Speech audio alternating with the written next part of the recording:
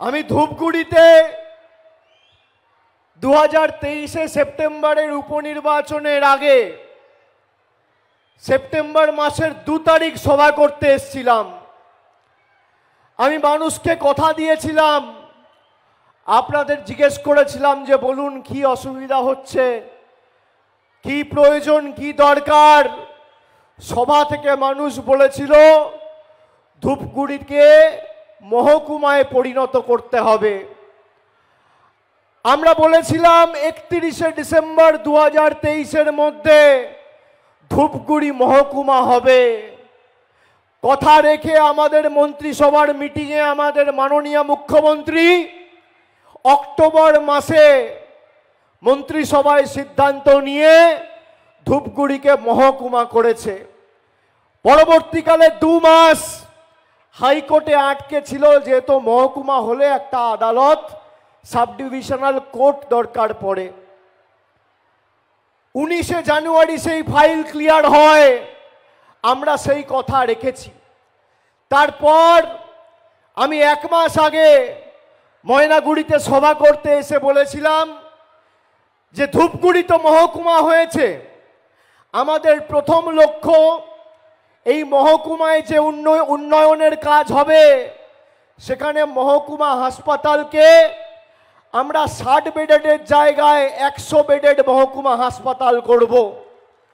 আমি আপনাদের বলি, আমি সেপ্টেম্বরে কথা দিয়েছি, আপনি করার জন্য আমাকে 3 মাস সময় দিয়েছিলেন, ধূপগুড়ি মহকুমা হয়েছে। আমি ময়নাগুড়ি থেকে বলে গেছি যে মহকুমা হওয়ার প্রধান লক্ষ্য এবং প্রধান দায় দায়িত্ব মানুষকে পরিষেবা দেওয়া, এবং সেই কাজ শুরু হবে ধূপগুড়ি হাসপাতালকে মহকুমা হাসপাতালে পরিণত করে।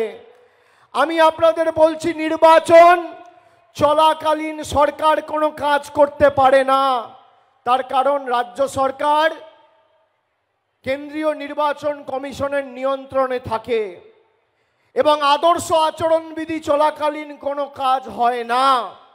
নির্বাচন শেষ হবে জুন মাসে। আমি আপনার থেকে 3 মাস সময় চাইছি। 3 মাসের মধ্যে 60 বেডের হাসপাতালকে 100 বেডের করে দেখাবো, এটা তৃণমূল কংগ্রেসের গ্যারেন্টি। আমি কথা দিয়ে কথা রাখার ছেলে, কথা রাখার লোক। এখানে প্রধানমন্ত্রী এসেছিল 4-5 দিন আগে, আগেও সভা সমিতি করে গেছে বিজেপির নেতাদেরকে স্টেজে রেখে, যে বিজেপিকে ভোট দেওয়া মানে আমাকে ভোট দেওয়া, প্রধানমন্ত্রীকে ভোট দেওয়া। আপনারা যারা আজকে সভায় এসছেন, রাস্তায় যে দাঁড়িয়ে দাদারা, ভাইয়েরা, মায়েরা, যারা যেখান থেকে আমার বক্তব্য জলপাইগুড়ি লোকসভার বিস্তীর্ণ এলাকা জুড়ে শুনছেন, আপনারা বুকে হাত দিয়ে বলুন তো, জয়ন্ত রায়কে আপনারা ভোট দিয়েছিলেন 2019 সালে, এক বুক আশা আকাঙ্ক্ষা নিয়ে 50% ভোট পেয়ে, বেশি ভোট পেয়েছিল জয়ন্ত রায়। 5% মানুষের আশা আকাঙ্ক্ষা পূর্ণ হয়েছে। জলপাইগুড়ির কোনো মায়ের জন্য, কোনো ভাইয়ের জন্য ন্যূনতম কোনো উন্নয়নের পরিষেবা কেন্দ্রের বিজেপি সরকার বা দেশের প্রধানমন্ত্রী এই 5 বছরে আপনাদের জন্য পাঠিয়েছে? পাঠিয়েছে। তৃণমূল বলেছিল ধূপগুড়ি মহকুমা হবে, হয়েছে কিনা? জোরে বলতে হবে, হ্যাঁ কি না হয়েছে? আমরা কথা দিয়েছিলাম 2021 সালে পরিবারের একজনকে লক্ষ্মীর ভান্ডার দেবো। আজকে পরিবারের সব মায়েরা লক্ষ্মীর ভান্ডার পাচ্ছেন কিনা? খাদ্যসাথী প্রকল্পে বিনামূল্যে রাশন পাচ্ছেন কিনা?